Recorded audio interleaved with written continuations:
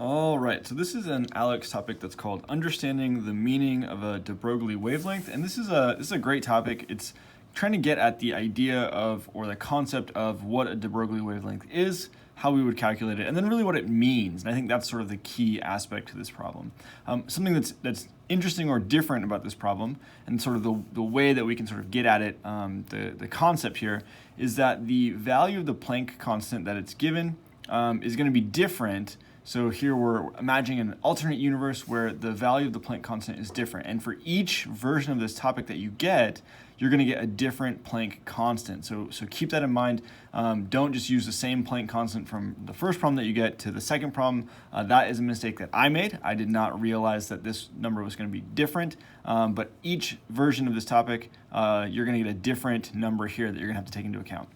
What I've written out over here is the actual equation that we're going to be utilizing. So this wavelength here, lambda, that equals the wavelength, the de Broglie wavelength that we're going to need to calculate for each of these different scenarios. And that equals this Planck's constant, so h is Planck constant, which is going to be this value here, right? So for each problem, it's going to be a different value for this h value, over the mass times the speed of our substance, or I guess object is rather a better way to put it. And the units are going to be very important as well. So mass in kilograms and speed in meters per second. So we're going to need to make sure that we're converting everything into those proper units. Okay, the last thing is sort of like, what's the point of this? And the point is we're going to calculate this wavelength for each of our different systems, and then we're going to decide, is this going to be classical or quantum? And what we're saying there is, would this act like an everyday object, so like a baseball? If you think about a baseball, in our universe, a baseball we can describe with classical mechanics. We can say this ball is going to behave, using the classical physics. If you hit it, it's going to travel, with whatever trajectory and speed and yada, yada, yada. We don't need to worry about quantum mechanics. We don't need to worry about the wavelength that ball is traveling with, because the wavelength's going to be so small as compared to the size of the object. So if the wavelength is really small, then the de Broglie wavelength is really small, then we don't need to worry about it. It doesn't matter. It's irrelevant or insignificant.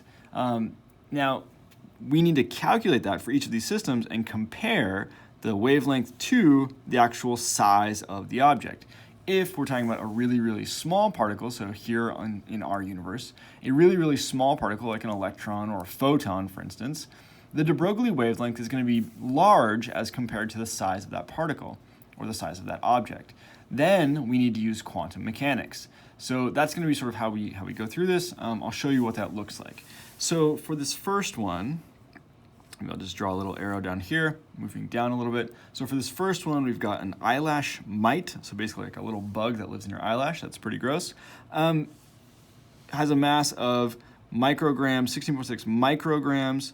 It's 200 micrometers wide, moving at 50 micrometers per second. So we're going to plug all this information into our de Broglie wavelength equation. Wavelength equals, and we're going to use this value up here for our Planck's constant, 6.62607 times 10 to the 9th over, and what I've done is I've converted the 16.6 and this 50 micrometers per second into kilograms and meters per second. Now, there's lots of different ways that you could do that. So this is going to be 1.66 times 10 to the minus 8th kilograms.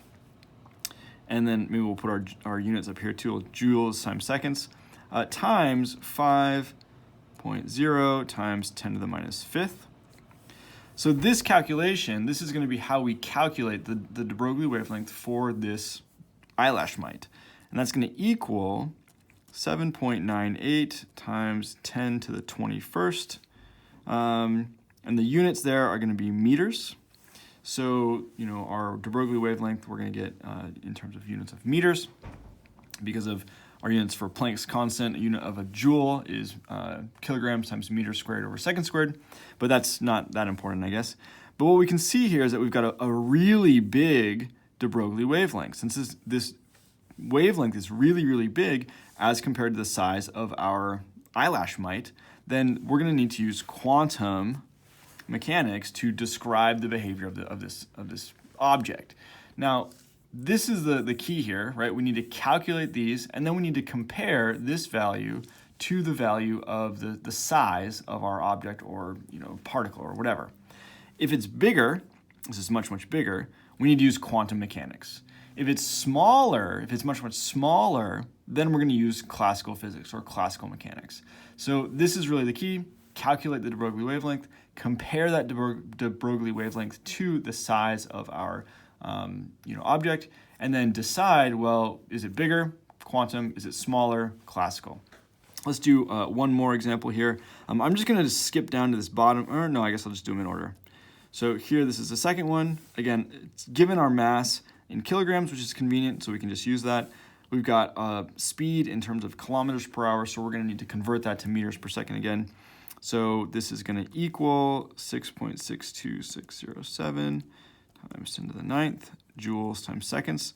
That's our Planck constant for this universe, our alternate universe, times, let's see, 2.12 times 10 to the 4th kilograms, times, and then I've converted this kilometers per hour into meters per second, and I got a value of 611.1 meters per second.